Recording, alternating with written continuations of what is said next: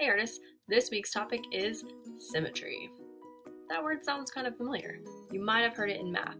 Guess what? It also can be applied to art. So we're going to talk about what symmetry is and how this mathematical concept exists all around us.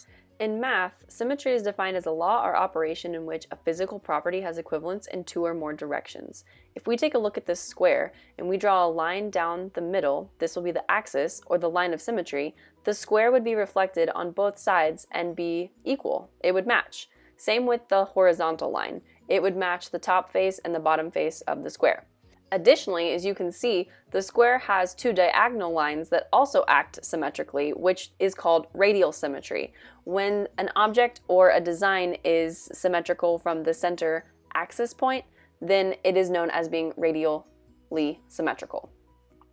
In art, symmetry is defined as having a correct or pleasing proportion of the parts of a thing. You might be surprised at how many types of artwork or designs you may find that have many lines of symmetry. This is a concept that's used to inspire having an organized and balanced composition that many artists use often.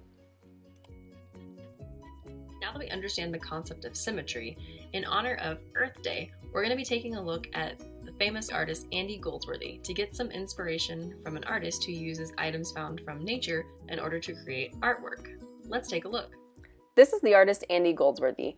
Andy uses items from nature in order to create sculptures and designs to inspire others to take a look at the world of nature around them. His artwork is ephemeral, meaning his artwork does not last forever. He allows nature to run its course and take over what the artworks may become. He is using color and design and symmetry in order to create and influence his own artwork. The second artist I'd like to introduce you to is Adam Hillman. Adam is using his knowledge of colors, the color wheel, and color schemes in order to make artwork that is pleasing to the eye. He also organizes and arranges his objects into pleasant compositions, and by compositions I mean the format of his artwork, in order to have the viewer be excited at what they're looking at. Can you see the symmetry in Adam's artwork? Is he using symmetry in his designs, or is he using symmetry in his color choices? What do you think? How many lines of symmetry can you find? Here are a few examples of how I decided to be influenced by Adam Hillman and Andy Goldsworthy to create some symmetrical designs with nature I found on my street. And remember, if you're using items from nature to create your art, it might not last for forever. It's ephemeral. It's going to go away, especially with the wind and the rain. That's all right. Just like Andy Goldsworthy and Adam Hillman, maybe take a picture or document your work in an interesting way, and just have fun with making art in the experience.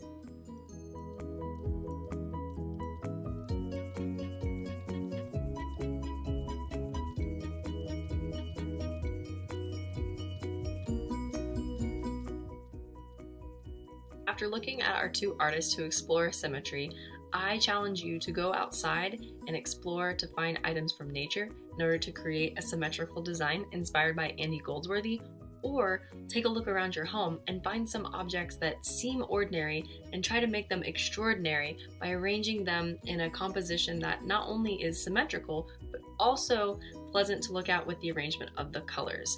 Think about, what colors do you like? What textures look the most visually interesting? What appeals to you? Get creative, think outside the box, and don't forget to have some fun.